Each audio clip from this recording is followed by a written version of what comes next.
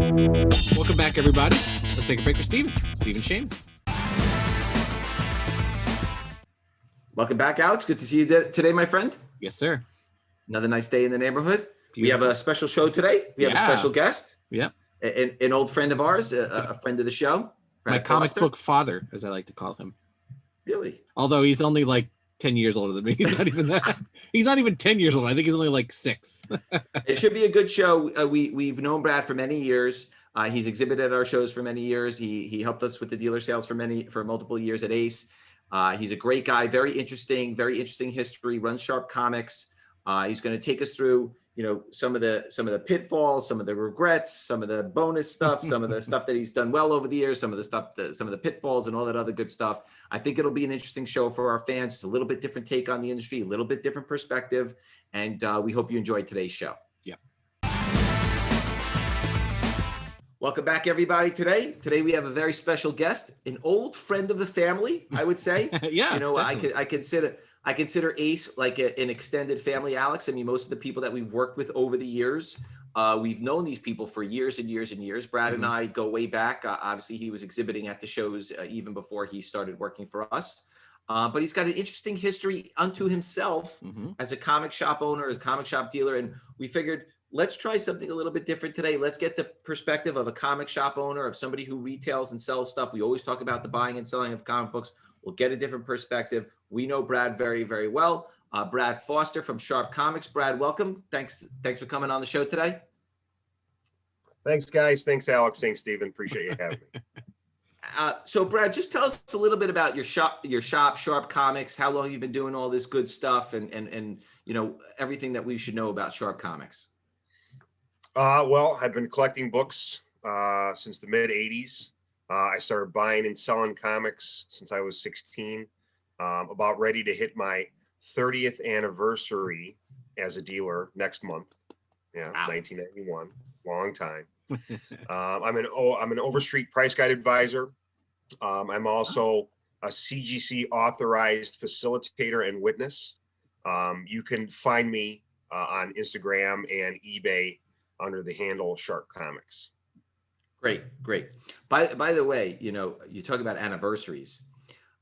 2020 was the first year since 1996. Every year from 1997 through 2019, I'd have been involved in running of a Comic-Con. And 2020 was the first year did not run a show. 23 years. Crazy, wow. Right? It was a very sad year. Yes. Last year was. Crazy, very. The new year is getting off a little shaky too, my friend. So we'll see what happens. So on the show here, Alex always professes his love for Star Wars. He has his little Star Wars cap. He does his Alex's pick of the week. A lot of times it's Star Wars and stuff. What was that, Alex? I'm pointing to my 9-nub picture. It's on a pedestal. Oh, yeah, I know. Yeah. I'm like, what is Alex doing over there?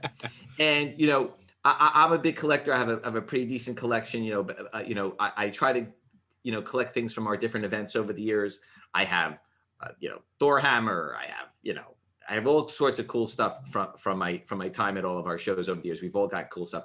Brad, you've said you've been a collector for 30 years. We know you have a shop. Most shop owners have their own stuff. What is the kind of stuff that you look for personally? Do you have stuff from 30 years ago? Are you always looking for new stuff? What stuff do you have in your collection? Well, as a child of the late 70s and 80s, majority of the books that I collect personally are stuff that I grew up reading. I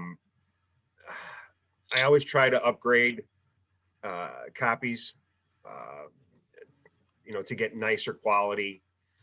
Now that I'm older and have a better idea, a better sense of grade per se.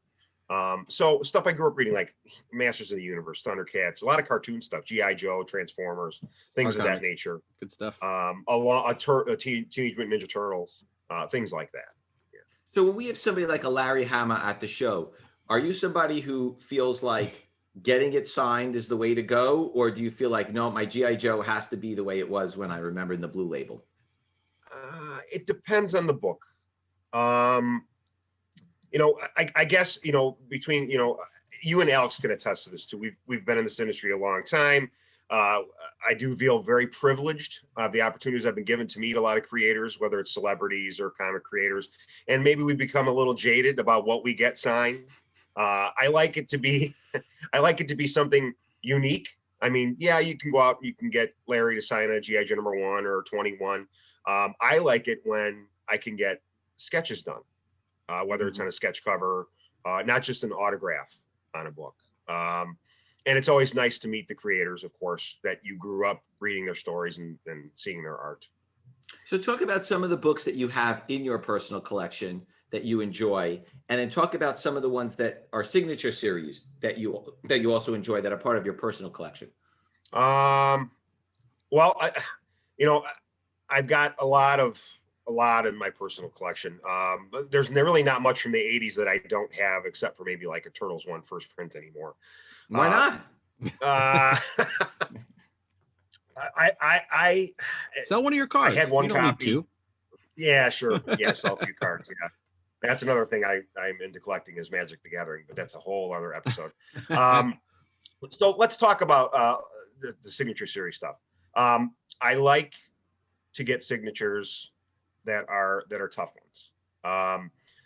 The signatures that are harder and harder to get would be celebrities that don't do a lot of shows, don't have a lot of appearances every year. Again, been pretty fortunate to acquire a few, some that other people may or may not have. So who do you got? Who do you got? Well, I'm one of the very few people that owns a George Lucas signature series book. I've seen that. Which book is that? How'd you acquire that? Well, I've had a couple done over the years. And due to the way that signature series is done now and has been done for a while, Lucas really isn't an option anymore. So I don't really want to get into the details of how the books were done. They were legit. Secret sauce. Give away secret sauce. Secret sauce, exactly. There's been a few signings of people like Dan Aykroyd I've done, Jessica Alba. I believe I might have been involved in the only Alba signing. An early Jesse Ventura signing. J.J. Abrams, Arnold Schwarzenegger. I think we did the first Arnold Schwarzenegger. I was part of that. So there's a few pretty special ones out there. And I still own, I think I still have all the books. Wow. Yeah. It's not like they were done on a Conan 1 or an FF1. I mean, a lot of these are done on Copper Modern books that it was just important for me to get a nice quality signature on a nice cover. So when are we going to see some of these books? I've known you forever. I've never even heard about this. Brad, what's your address again? And what's your security code? When are we going to see some of these books, Brad? Well, the next time you make it into Illinois, and you ask, do you bring these books to the shows at all, or you don't? These are books just stay in your personal collection? There's a couple that I have duplicate signatures on that I usually bring one or two to the shows just to show that they're available. And one of the services that we offer here at Sharp Comics is we do a lot of signature series ops, so to speak. And not that we can get any of these particular signatures anymore, but it just shows that we have the ability to go out and offer opportunities to get your book signed and get them into your collection as a signature series book. Yeah, it is interesting that you say that, because one thing that the pandemic has brought on is a lot of private signings. And there are a lot of artists out there that are, were always either unwilling or unable to travel. And all of a sudden now they're like, oh, I could sign it in my house. I could go down the street 5 minutes away. I could drive, ACE itself has done a bunch of these signings. When we did the signing with the boys, Anthony and Erin, they were 30 minutes away. They drove over, they spent, 3 hours or so. They signed everybody's books. And people really appreciated that. I will tell you, if you take out the cost of the tickets of the show and the traveling and everything else, and obviously you don't get to meet the person, right? And that's a big factor. But absent that, if you still want your stuff signed, at least it gives you the opportunity. But look, I mean, Sylvester Stallone just did a signing. Talia Shire is doing a signing. Burt Young is, you've got a lot of these people that would never available before to do signings. And I think the smart collectors out there are like taking advantage of it. Margot Robbie's another one. So it's like, you know what? Who knows if Margot Robbie's ever going to do another signing? So you know what? Look, you get your Harley Quinn book signed. I mean, we did the signing with Ewan McGregor. He's been around a long time and he's never signed. And I can't say that he's going to sign again, right? Like you don't really know. So he's going to be a busy man in the next couple of years anyways. Yes, all these people are busy. I mean, I remember after we had Zoe Saldana at our show in Seattle, I was like looking at her filming schedule and, you know, speaking with her agent, and it's like, okay, she's got 4 more Avatar movies. She's got another Guardians movie, and then she's got another couple of Avengers films. I mean, it's like, and those are not like, oh, those 30-day indie film shoots. I mean, Avatar, 6 months. Avengers. Yeah. I mean, these are long, difficult film shoots with heavy makeup, like these are not just easy peasy films to do. So yes, it is very, very interesting. So over the years, obviously anyone like Alex and myself, and we joke about it with a lot, Alex destroyed his toys. He destroyed his comic books. He's one of those kids. Believe me, I did too. So I can't say that I didn't. You know, we've all taken the big beat, the Pokemon cards, the Yu-Gi-Oh cards, all the comics that we destroyed over the years. So Brad, talk to us a little bit about what was the best. First, we'll go through the best. What was the best purchase you ever made that you're like, you know what? I bought that X-Men one and I held on to it, and then I got crazy money for it. Like, well, over the years, talk about some of the highlights of what you've acquired and what you've sold. Well, it's funny you mentioned X-Men 1. Because I was actually talking to a good friend of mine about that book not long ago. I purchased the collection probably about 4 years ago. It was about 3 long boxes worth of late Silver Age and early Bronze Age books. And they had nice, and the condition was probably VF-ish on most of the stuff. It was read and just kind of thrown in a box and sat there for, 40 plus years. So I make the deal. I buy the collection. It's got nice long runs of, Amazing Spider-Man, Daredevil, X-Men. Some of the highlights, a few of the highlights that I can remember. I have them written down somewhere in a log, but I know there were 5 Silver Surfer #1s. Ooh. There was 5 Marvel feature ones, the first Defenders, I believe it is. The collector back in the day, he loved buying the 25-cent square bounds. Unfortunately, there wasn't 5 giant size X-Men. He didn't last that far into collecting because I believe that was 75. Yeah. But the 2 highlights from the collection were a Daredevil 1 and an X-Men 1. And I ended up getting the X-Men 1 graded. Let's talk about the Daredevil 1 first. The Daredevil 1 I sold to a friend who wanted it for his personal collection. I sold it to him raw. And I think it was probably about an 8085. It was a very, very clean copy, high gloss, nice colors. It was structurally a very nice book. So I sold that to one friend. And the other book I got slabbed, the X-Men 1, it came back an 85 CGC off-white white. And at the time, I think the book was worth around $24,000 bucks. The buyer and I worked out a deal for him to buy the book, and I sold it to him. And it's the one book I regret not keeping because it was absolutely, and I still have photos of it, but I'll have to show you one day. It was absolutely the nicest 8.5 X-Men 1 you'll ever see, ever. And fortunately for the person that bought it, who actually is a close friend of mine, it went into his collection as well. The book, I think one just sold for 51 grand last month. Wow. And an 8.5. 4 years, right? 4 years, doubled. Yeah, 4 years. It literally over doubled in value in 4 years. Yeah. And this book was literally a spine tick or 2 away from being a 9.2. It was that nice. Wow. Yeah, and a 9.2 is, I think that's over 100 grand. But yeah, X-Men 1. Yeah. That's recently regrets. I can't imagine the 30 plus years of regret. Is there anything you still have that you did keep that you were like, oh, I was smart enough to hold on to this one? Yeah. Back in the 90s, when I was doing local shows, there was someone who I won't name. She's no longer with us, but she was a seller, local seller, and she bought real heavy into early to mid 80s Marvel and some late 70s. And I was very fortunate to buy a lot of stock off her, very cheap, very reasonable. We're talking Marvel Spotlight 32s. Mm-hmm.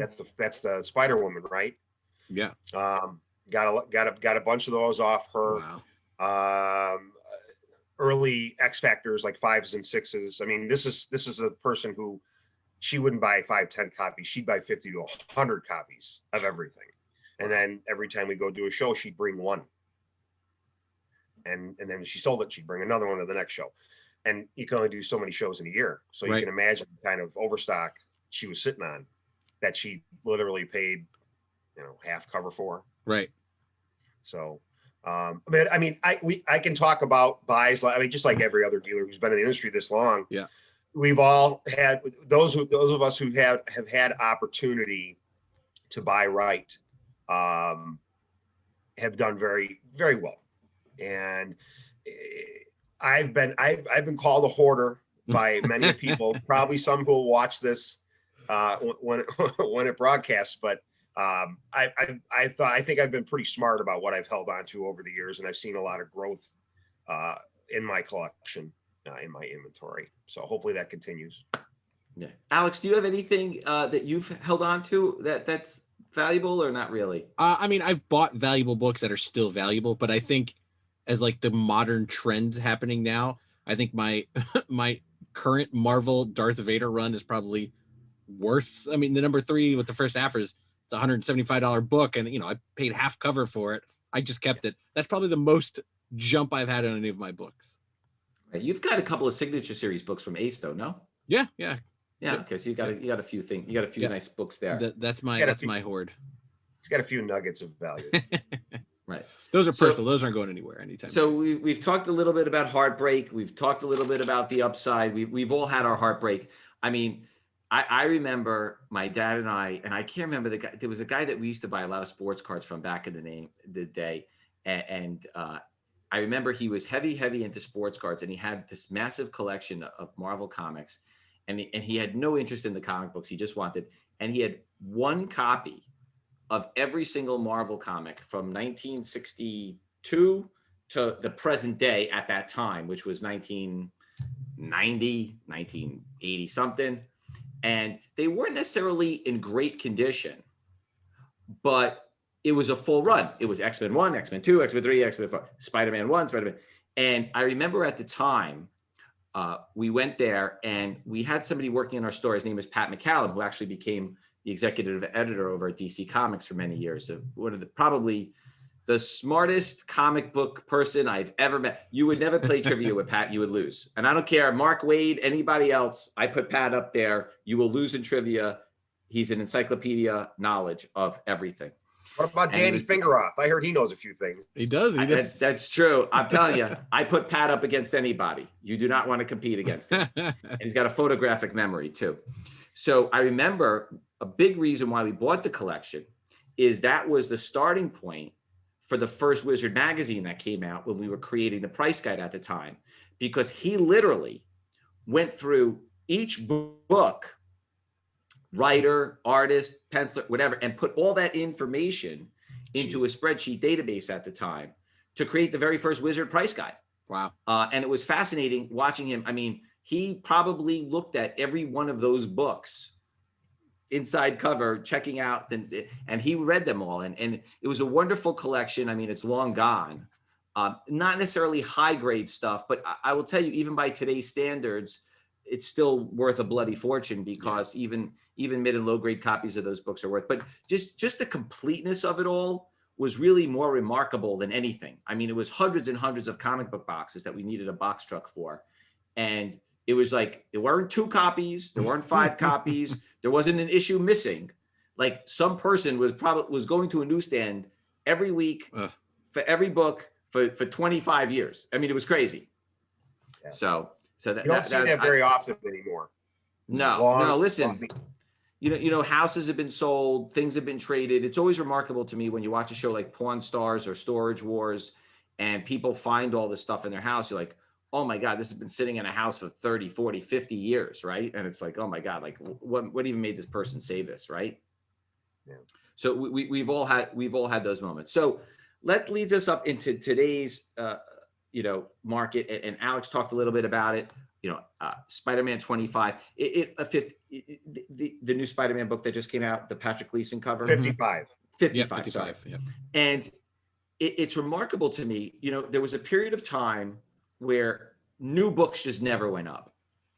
And then it's had a renaissance over the last 3 to 5 years where these new stories are coming out and they're immediately being featured in film and television, or there's speculation, which is a lot of what Alex and I spend time on, speculation that they're going to be in film and television, and it just explodes.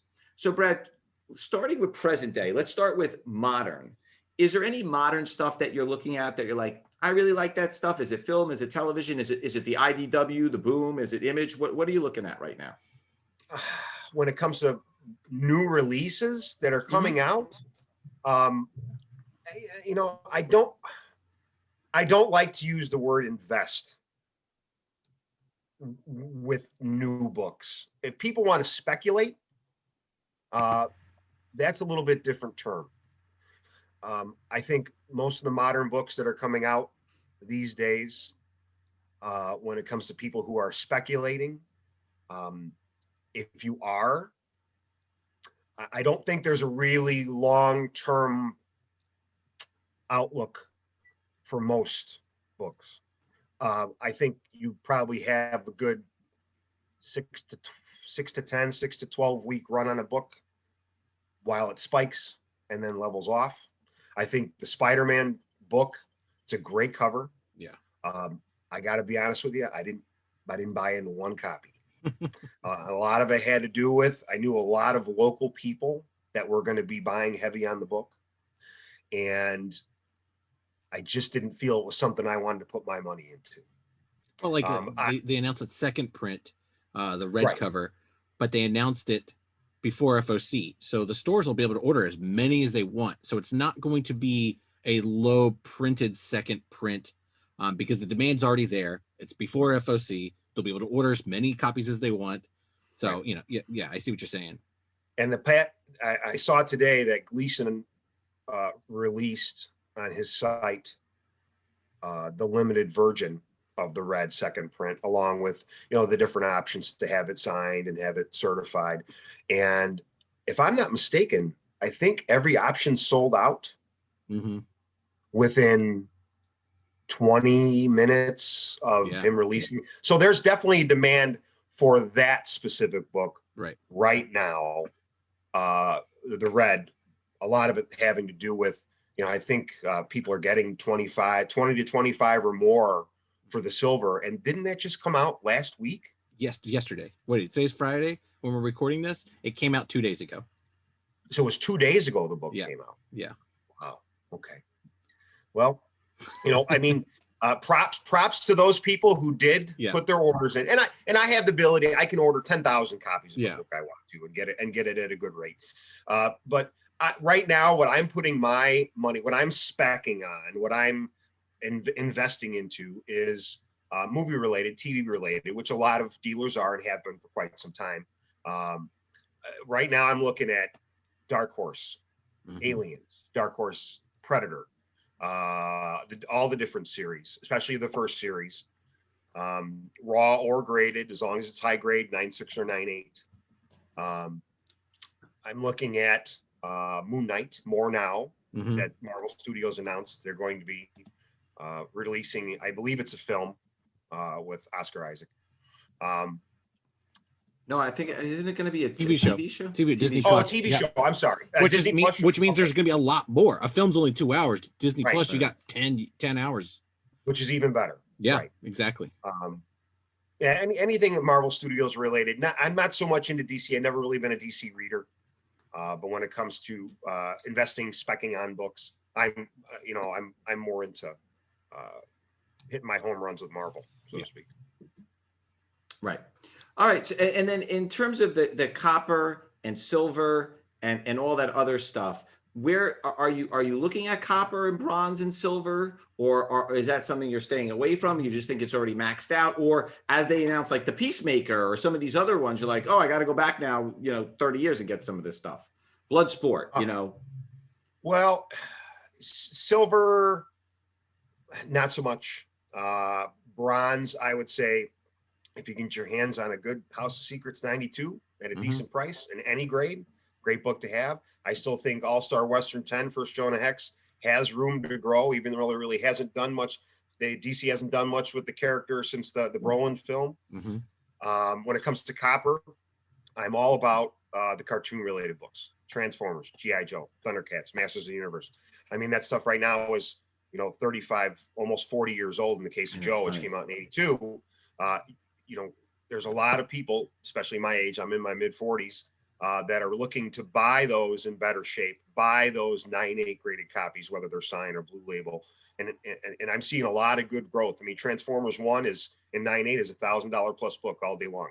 G.I. Joe 1 in 9.8, I think it's closing in, if it's not already $1,000 book in 9.8. Thundercats 1, that's 700 plus in 9.8. Masters of the Universe, that's the one out of the four I think has the most room to grow. I think right now you're looking at the Marvel book, the Marvel from 86, the Star. I think right now that's around 275 to 309.8. I don't see why in the next couple of years. Cheap. Yeah, I don't see why in the next couple of years that can't be a $500-600 book. Right. So again, it always seems to circle back to the TV and film stuff, which we've seen heavy. It's a lot of what we focus on here. I do wonder though, like when you take a book like Mysterio, the film came out, Jake was in it. We don't know if we're going to see the Mysterio character again. Does that mean the life cycle on that book is over, or does that just it's going to plateau and people are always going to want it because it's been memorialized in the film? I don't think the book's plateaued. Excuse me. I think when it comes to a book like that, and that character was in that one film, whether he's going to make it into future films, we don't know. There's a certain window of opportunity you have in order to buy or sell that book at a certain rate. I think the opportunity to sell that book, to make a nice profit, because there's a good demand, I think that opportunity has passed, and people who own that book that want to resell it, I think they need to wait for another window. And sometimes that could take 2 to 3 to 5 years. Perfect example, when Hellboy came out, if you missed your window in, was it 2004 for the first movie to sell that next Men 21 or that San Diego Comic-Con Comics #2, you were lucky enough to get a window a few years later when Golden Army came out. Right. And if you missed that window, you had to wait another, 13 years, 14 years until the most recent film came out. There's a lot of people who didn't hit that first window. Maybe they didn't hit that second window. And this is just an example of, you need to take advantage when you're buying or when you're selling. Right now is a good time to buy that book. If you want that book, you're going to get it for probably a cheaper price than you could, 2.5, 3 years ago. Yeah. But you just got to follow the market. You got to follow the trends. Right. Now, the last thing we wanted to talk about today was Signature Series. It's something that we're heavily involved in at ACE. I know it's something you're heavily involved in at Sharp. You do a lot of pre-screening. You do a lot of stuff. Sometimes we do a lot of actors. Sometimes we do artists and writers. Sometimes, which I find a little odd, people will have the illustrator or the writer sign a book and then have the actor sign a book. And I feel like people don't like to mix the two. It's either like, oh, let's get the actor to sign it, or let's get the artist or writer to sign it. So Brad, talking a little bit about Signature Series, talk to us a little bit about what you like. I personally like the actors signing books. My favorite are the ones that are scenes from the film. Like you have the Hawkeye cover with Ant-Man on it. You get Paul Rudd and Jeremy Renner because that was in the Civil War hangar scene. Like those are the kind of ones. Or you just get, you get a Black Knight cover and you have Kit Harington sign it. To me, those are cool, to get those kind of issues signed by the actors. I see a lot of people that are crazy that they like it's sacrilegious to have an actor sign your comic book. Like, why would you ever want that? I mean, and they're really, like angry about it, right? As if there's something to be angry about. The new Homelander book from Scorpion, a lot of people got those signed by Anthony Starr and Erin Moriarty, the Starlight books that we did at their signings. I mean, we saw a lot of those. So talk a little bit about Signature Series. Talk about your feelings on actors versus illustrators versus writers. Do you have a preference? Do you see a long-term value one way or the other? Do you prefer just the blue labels? Like if you had a Boys #1, would you have Garth Ennis sign it? Would you have Derek Robertson sign it? Would you have the actor sign it? Would you Jack Quaid sign it? What is your thoughts on Signature Series, blue label, gold label, and whatnot? Okay, so answer to question 1 of 100 you just asked me in less than 10 seconds. Which, by the way, you've been so good at for so long, Stephen. Well, first of all, when it comes to certifying a book, whether I'm going to get it signed or not, it's all about what kind of value can I get out of a book between blue label and gold. So let's just say we're not talking about blue at all. Let's just say I'm going to get every book signed by everyone. When it comes to an actor or actress, I like to try and get photo covers done if I can, if they're available. If I can't get a photo cover, or one's not available in the grade that I need it, I like to try and have the signature done on a key. Now, let me preface this by saying I personally don't get major keys signed, AF-15, Avengers 1, FF1, stuff like that. I would rather have something maybe like a bronze copper or a modern key done with an actor's signature on it, because I don't think that it's necessary for me, unless it's a really low grade big key. I really would prefer to keep the mid to high grade keys blue. When it comes to getting a book done in general, SS, there's a lot of things I look at when it comes to the signature. How rare is the signer? Is it a common signer? Is it a common signature? Is it infrequent? Or is it rare or scarce, or whatever you want to say? The book itself, is there a demand for the book just as much in blue as it will be in gold? Does it have to be high grade? Can it be a mid or low grade book that I get signed and still retain the value? Because there's so many factors that go into determining what creator to get done, or creators, what book to get done. There's a cost involved. Yeah. I mean, you got to pay the cost for the creator's signature. There's shipping involved. Sometimes 2 to 3 times the book needs to be shipped between possibly facilitators to get done. Then you got to pay CGC grading. And there's a lot of things that go into getting books signed in general, by whether it's a creator or an actor, that I think the average person doesn't understand. It's very time consuming. Sometimes there's many people involved in order to get a book done properly, to get back in their hands as their triple signed or quad signed CGC 98 yellow label. Sometimes it is easy. There's a lot there, for example, CGC's been offering in-house signings for this past year. Those are good. What's great about that is you can send the book down, the creator or creators can sign the book. They can actually have it pressed by CCS right there, have it graded, sent right back. But that's for only a certain amount of creators, only specific creators that they're announcing. There's a lot of times where, the average fan, they want to meet the creator. They want to meet the actor. So they'll wait for the next show, even if it isn't until, unfortunately, maybe 2022. But then there's people like me who can, I have connections to many people in the industry, and I can line up signings and get their books done in the exact same way for maybe people that CGC doesn't have for their in-house signings. So when it comes to, long story short, when it comes to Signature Series, you should, just like collecting comics in general, you should get done books that you enjoy owning. And if somebody else wants that book just as much as you and wants to buy it from you in the future, that's just a bonus. Yeah. So from my perspective, my favorite book is my Avengers 223, signed by Jeremy Renner and Paul Rudd. I love that movie. I love that scene. Such a great cover too. Yeah. And it was it's got the white background. It's right. It's great to get signed. Alex, what's your favorite? Yeah. Alex, what's your favorite signature series that you own? I haven't signature series it yet, but it's probably my Kanan #1 signed by Kanan, the voice actor, Freddie Prinze Jr., the writer Greg Weisman. There's a Katie Cook sketch on it of Kanan and Hera, and then the voice actors of Hera all in one book. I have to get it. I have to submit it, but that'll be my favorite once it's done. Very, very cool. So Brad, on a more specific note, I mean, do you notice customers asking you for actor signed books? Do you notice customers asking you for artist signed books? Are they asking you for modern era, Silver Age Stan Lee books? What are your customers asking you for? Like when you have your shop and you have your celebrity Chris Hemsworth or Chris Evans or Henry Cavill or Gal Gadot, Brie Larson, are they looking for that stuff, or are they looking more for the comic centric stuff, or is it just a mix of both?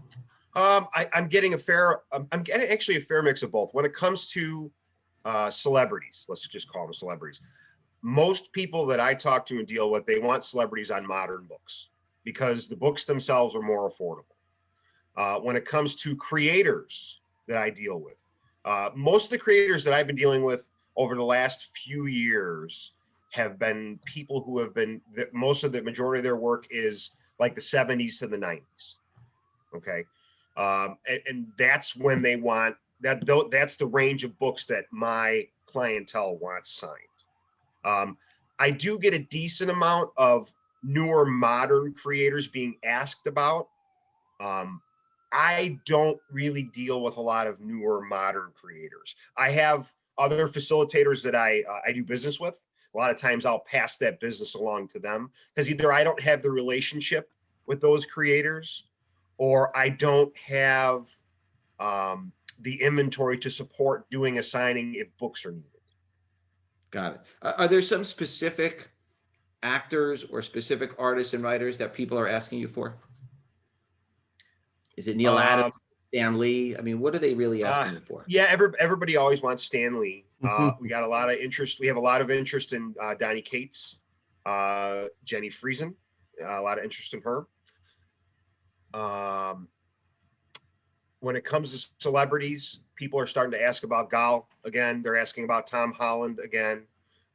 Pretty much anyone that has come to an ACE show, people are starting to talk about, because it's been a while since we've had a show with guests. And unfortunately, those that couldn't get autographs when they had opportunity really want them now. Yeah, I hear you. Alex, you have anything else that you want to ask Brad while we got him here? Great. Brad, I want to see a picture of that George Lucas book. I just want to see a picture because it's never going to be in my monetary wheelhouse. That's probably my. Well, there's 2 books in the collection. That's not to say they would never be sold. Eventually, something's going to be sold. But there's 2 books in the collection that are my prized books. One is an Empire, is a Marvel Super Special 16, The Empire Strikes Back. Mm-hmm. That's signed by I think 10 or 12 cast members. Wow. Including George. And then the other is a copy of the Hobbit from Eclipse. I think that was 88 or 89 that came out. Pre-K Russell? Is that Russell? Nice art on the cover. I'm not sure who did that one. Might be. But that's signed by, I think, 3 or 4 cast members of The Hobbit, including Peter Jackson. Wow. Yeah. That's not an easy one. New Zealand's pretty far. Yeah. If you want to get Peter, you got to give him a call. I believe he's in New Zealand. Well, Brad, I will say that you're in my top 5 dealer sales reps. Oh, that's pretty big. I've only worked with 4. Alex, I only work with 4 other people. I broke the top 10. I don't believe it. Yeah. You missed the last part, Brad. I only work with 4 other people. Of course. Love it. All right, Brad, thank you for joining us today. We really appreciate having you. We will see you next week. Same bat time. Same bat channel. Thanks, guys.